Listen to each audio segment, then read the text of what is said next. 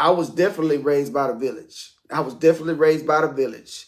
So I always had to kind of watch what I did. I was mischievous. I ain't perfect. Matter of fact, I ain't met a perfect person on this earth. You get what I'm talking about? But I had that village. And I mean, you might have had the auntie or the uncle or the older cousins, the older siblings, church members, people that you didn't know knew you.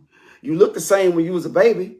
So if you out there doing something you're not supposed to or almost doing something you're not supposed to, they go check you. You know what I'm saying? You'd be lucky if you escape without getting a whooping. You know what I'm saying? And there was a lot of respect back then. We respected our elders. We definitely respected our teachers. Feared our teachers. You know what I'm saying? You know, feared our parents. Feared my grandmother, Lord. I feel like her birthday was yesterday. Shouts out to you. Happy heavenly birthday. She would have been 97 yesterday. But I feel like she was like one of the best, a great disciplinarian. Very into the Bible. Believe by that. Hey, spare the ride, spoil the child. She did not spare the ride. You couldn't say, yeah. You better not say yes either. You better say yes, ma'am. No, ma'am. You can't say, huh, if she asks you a question and you don't understand. You couldn't say, huh. You better say something like, what did you say, ma'am? What did you say, mother? We call her mother. Granny Pooh. What did you say? But it wasn't any of that. You couldn't, and even in the country, even in Louisville, Mississippi, shouts out to Winston County, you couldn't call, like if you got into it with your cousin or your little brother or your sister, something like that, you couldn't call them a dog. You better not say dog because you know dog is equivalent to a female dog. So you couldn't say dang, you couldn't say dog. You better not say heck. You just had to watch what you say. You had to be mindful of what you said back in the day. You get what I'm saying? Even in my teenage years, when we used to go to the mall, of course we cussed.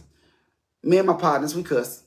Me and my siblings, we cussed. But if we walking in the mall or a store or anywhere and we saw grown folks, oh, that's finna cease. Even if we decided to be quiet until we got to where we needed to get because it was just a respect for our elders. It didn't matter if we knew them or not.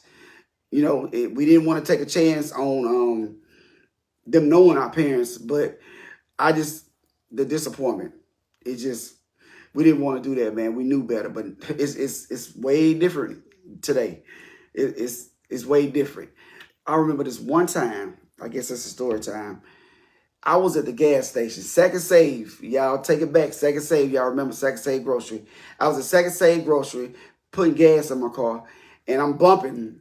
Matter of fact, I'm bumping, I think I'm bumping, not Tales from the Hood. I'm bumping Jason's Lyric soundtrack. And it had some songs on there that use language or whatever. I'm bumping. And this lady pulled up, you get what I'm saying? And she gave me this look. And she was like, do you think that music is nice for everybody to hear? And I was like, no, ma'am. And she was like, what church you go to? She started asking my church, and you know, she knew the pastor. She was like, I don't think that your pastor would like to know that you out in the streets playing this kind of music, and you go to church and stuff like that. But that was one of the lessons that I learned, man. Just be mindful and always pay attention to your surroundings.